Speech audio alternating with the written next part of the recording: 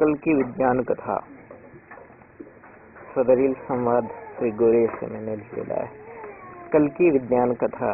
सदरील कल्की विज्ञान कथा ही काल्पनिक पण दैनंदिन वास्तव जीवनामध्ये घडणाऱ्या गोष्टींशी निगडित आहे. काम, क्रोध, लोभ, मद, मोह, मत्सर हे षड विकारांचे कलियुगी चक्र आहे. या कलियुगी चक्राने माणुसकी व सत्यधर्म धोक्यात आले आहे. सर्व संत, सत्यवादी, सज्जन देवाची आराधना करीत आहेत. कल्की देवाने अवतार घ्यावा अशी कामना करीत आहेत. नारद बोलतो. मोबाईल आणि ब्रह्मंधरी द्वारा नारद बोलतो. नारायण नारायण सत्य बोले. नारायण नारायण. नारद मुनी आपण ह्या कलियुगात कसे काय आगमन केले, ह्या वेशात तुम्हाला येथे श्रद्धाने मी पाहतो आहे. नारद मुनी बोलतात, मी माझे आत्मरूप ब्रह्मध्वनीमध्ये सोडलेले आहे.